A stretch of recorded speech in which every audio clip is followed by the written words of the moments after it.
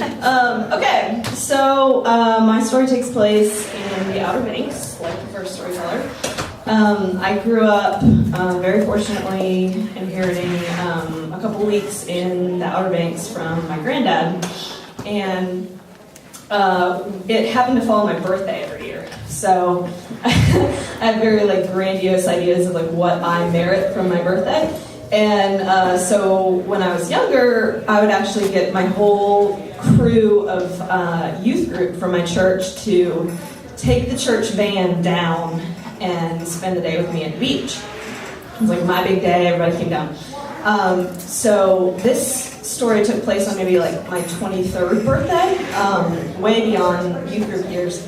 But I decided to recreate that in my 20s without the timeshare unit as that sort of home base for us to hang out in. So this is me and a bunch of college friends and friends from all different walks of life. And so they come down, and I think there were maybe 10 of us. There were 2 cars, and so we go on the beach all day, and I think it was the boys' job to canvas this trailer park lot where we were going to maybe camp at the end of the night. And so they went and did that, and they came back, and I don't remember if it was occupied or if it was just lame. I don't really remember why we decided we were going to stay there, but they came back and they were like, no, we're not going to stay there, we're going to figure something else out. But it's my birthday, and we're going out to this big dinner, and we're drinking all day, and when you're at the beach, time just stretches on, and you just think you have forever to make this decision. And so we're just we're going to figure it out. And so we go to this kind of tourist restaurant that's really nice seafood. We go to Tail of the Whale, you guys might know about it. And we all get really pretty drunk. We had a lot of bottles of wine, a lot of food. It's really late, and then we're oh yeah, nobody knows where we're staying tonight. There's 10 of us, and it's people. That's something I do. I like to bring people from all different times in my life that don't know each other and don't get along and have the same value system. And I'm this will be funny. And so we're all there, and it turns out this friend of mine who was someone that we found on Craigslist that was a roommate from my college life, she and her boyfriend were along for the ride, and the boyfriend had this really weird job at the time where he delivered bread to grocery stores. And the guy who was his boss on the bread route, apparently he and his extended family had one of those mansions rented out in Manio. That was our backup plan. And his name was Joey, I think. So this boyfriend character calls Joey the bread man and his extended family and says hey, got a couple of people that were wondering if we could crash in your mansion.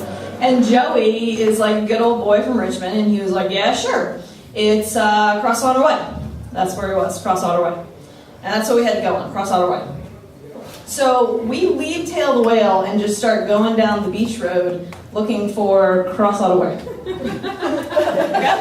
And I got to be in the group, in the SUV with my really fun friends who are sometimes really evangelical Christians, but sometimes go apostate and are really wild drunkards. And they were on the really wild drunkard tip, which is so much better. And so we were having a blast. And they were so drunk. And we were oh my God, we don't know where we're staying. This is so funny. The other car was my friend Beth and the boyfriend who had the connection to the bread guy.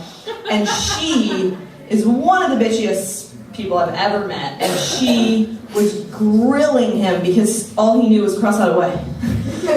That's all he got, and that was our saving grace. So we stopped at the gas station, and my car is having a great time, laughing, cracking up, we'll just fall asleep on the asphalt. And that car was offering us money to switch cars. And we were no, I see the vibe over there, that's looking rough. I don't wanna be in that car.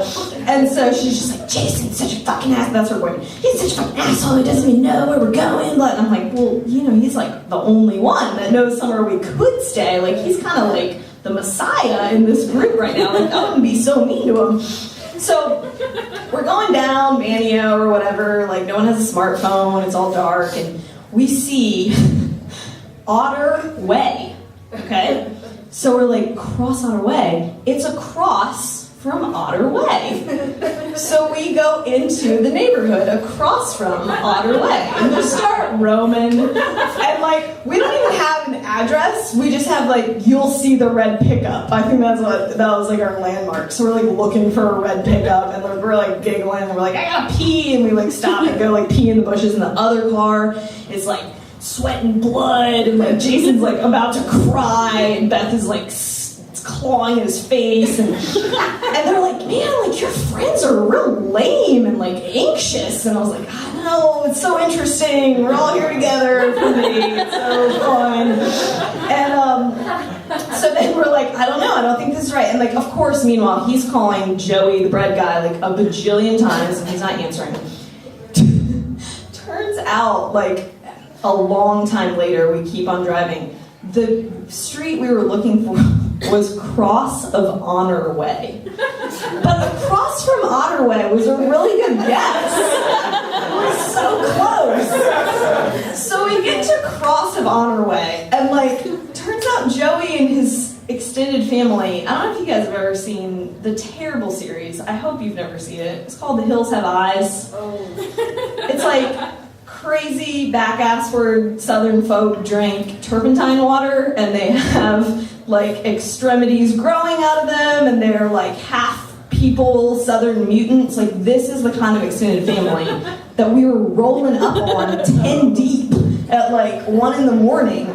And this dude woke up sunburned as hell, and he, I swear, was the character from Wizard of Oz, the Cowardly Lion. He's like, put him up, who is this, And like, he came out like punched stomach, like fists rolling.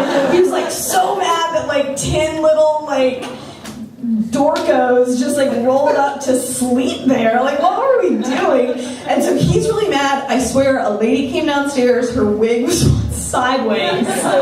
She was like blear-eyed, she was like, who's this? And like, only Joey the bread dude knew we were coming and had no idea. It was like 10 of us. And Joey the bread dude had been drinking Captain Morgan's, barely diluted with Coke, out of a football-shaped Big Gulp all night. So he had passed out like long ago. And then Joey the bread dude wakes up and is like, I'm gonna tell you guys, all these kids are coming. All these kids are staying here tonight. And that's like so rude. And it was just funny to me. So it's my birthday, we do this. And so we wind up, me and like the happy folk, the angry folk, like laid on towels in the living room. And we're like, I'm never coming to an Emily Peel birthday party again. You don't plan shit. I hate you for bringing me here. Why didn't we plan this out? And I'm like, this is such a good story. And like, we wound up in the hot tub with Joey the bread dude drinking out of the football cup, and he woke right up and was like straight into conspiracy theory that like America was going to turn into a nation of militia, and we all needed to have guns in case like Asia invaded us. And we were all like trying to talk him out of it. Like, we were like, I don't think so, Joey, but we really appreciate the mansion a lot. And thanks for waking back up from your Captain Run like coma. So moral of the story is like, maybe if you have 10 people for a birthday party, figure out where you're gonna sleep.